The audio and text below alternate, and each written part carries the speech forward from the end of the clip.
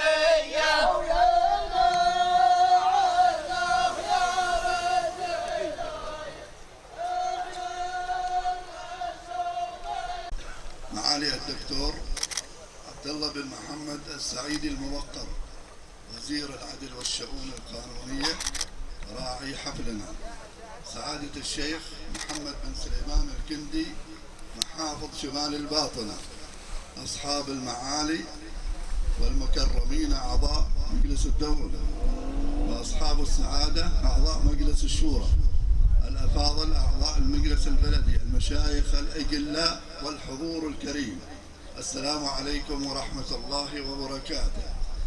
أهلا وسهلا بكم في هذه المناسبة الوطنية الغالية وكافة ولايات شمال الباطنة المشاركة معنا.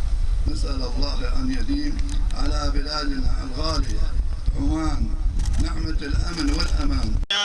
في الممات لن اسمك حصن وافي ضد كل المعضلات، والف ذكر والف حمد والف تسبيح وصلاة لصاحب الحوض المقرب من التاريخ كله، صفحة الماضي وظله واسرده اليوم عله ينذكرنا في الماضيات، طارق وتيمور واحمد تركي وسلطان وسعد فيصل.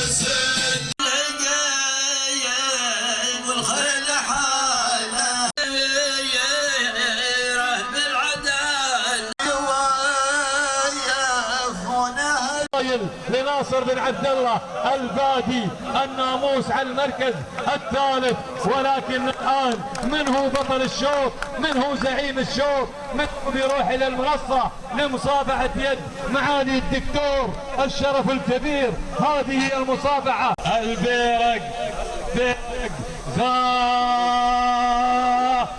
ونقول الناموس إلى هجن الرصادي. سلام سلام سلام.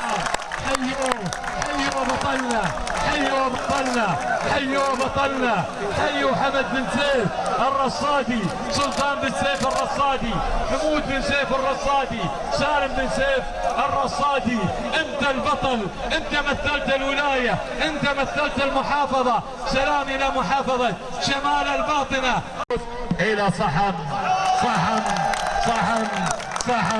سعادة الشيخ والي صحن الدكتور سلطان البطاشي. انه مسلك، انت رئيس لجنة سداد لجن.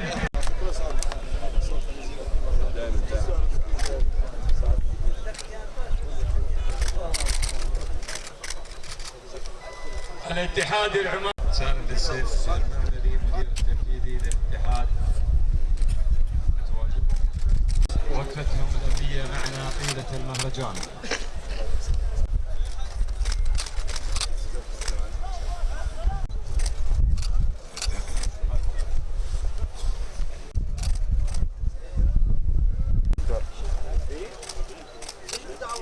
العمانية دار القصور الملكية. خيام الأنصاري الرشيد علي بن عبد الله بن علي البادي بن سعيد الروشدي. المتقاعد الشيخ سعيد بن محمد بن علي الفاضل احمد.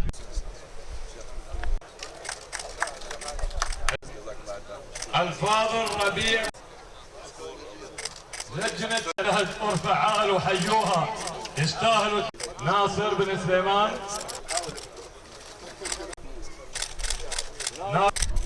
الله يهديك ابو محمد. موجود النار بكبره. والناموس الى سعاده الشيخ الدكتور رئيس. هذا هو المطمع الجميع. السيف من يد راعي الحفل. هاشم الرشيدي من بركه. سلام يا ابو عميقه والختام. ايوه. سلام الى الوالد علي بن خميس السفير هيثم السفير يرفع السيف. قاطع من كذا. ايوه.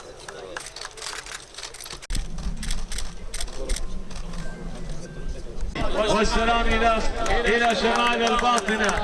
حيوهم ان البيرق ما طلع.